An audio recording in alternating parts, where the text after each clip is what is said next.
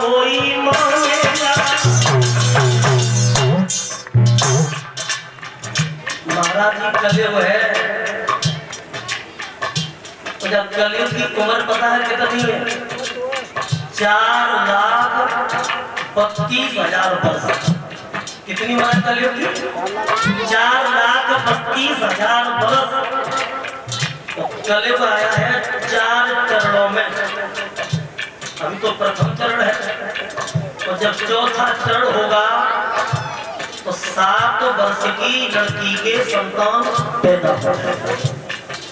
जब घोर कलयुग होगा उस समय न बेटा बाप को देखेगा, न बाप बेटा को, न पिता पुत्री को, न पुत्री पिता को। पुत्र अत्याचार होगा।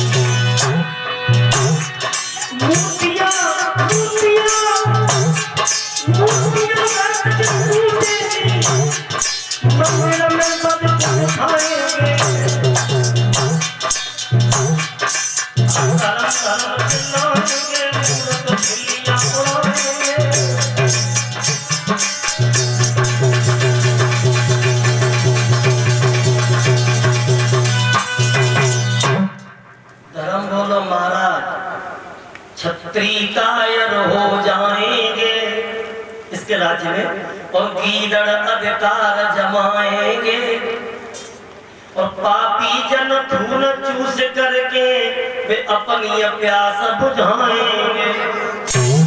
मूर्तियां रात दिन टूटेगी और मंदिर में बज कर खाएंगे, और हम धर्म धर्म चिल्लाएंगे तो मूर्ख खिल्लियां।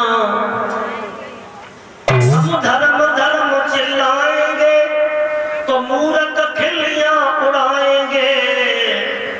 जब ऐसी दशा ना तो होगी तो हम कौन भार में जाएंगे? बता अब हम कहाँ जाएं? जाके राज में गैया की कितनी दुर्दशा। परीक्षक ने दुधारा खाया और कलयुग, तो ये मत समझना कि अर्जुन चले गए। अरे अर्जुन तो चले गए, अभी अर्जुन का वंश जिंदा है।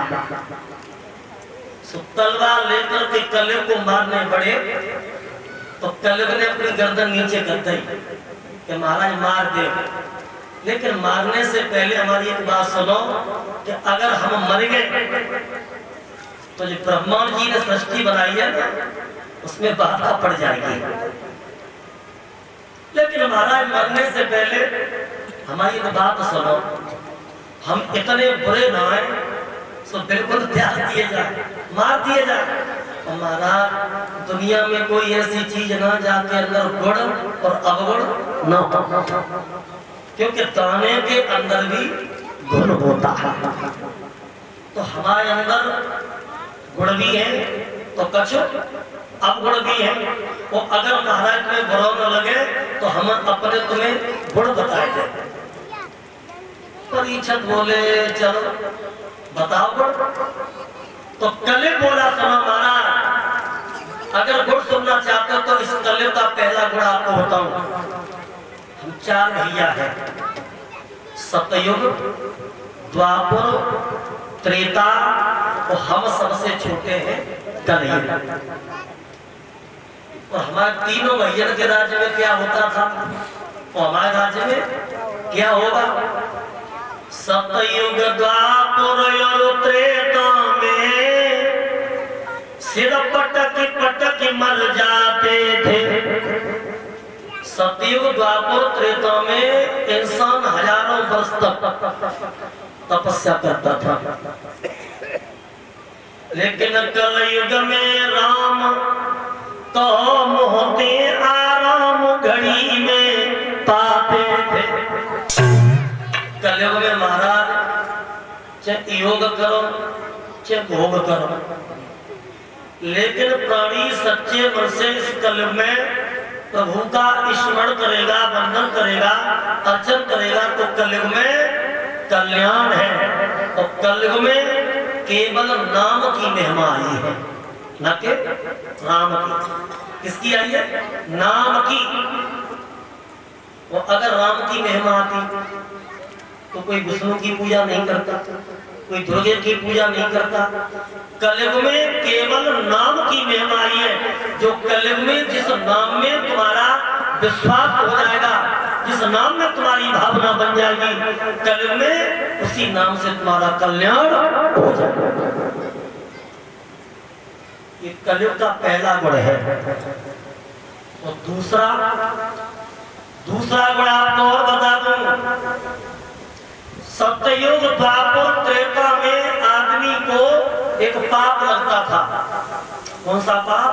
मनसा पाप। और मनसा पाप कब लगा? तो कि अगर तुमने मन में काम के प्रति गलत सोच ले तो मनसा पाप लग जाता।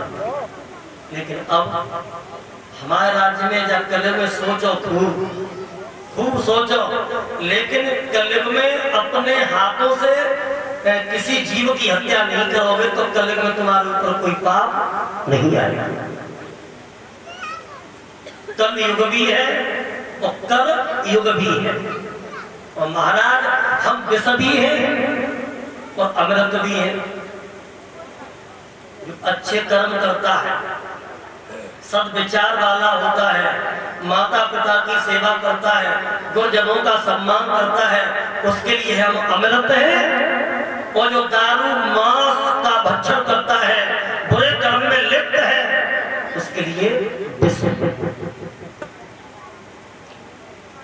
परीक्षक बोले, कल तुमने हमारे दिमाग बिल्कुल शुद्ध कर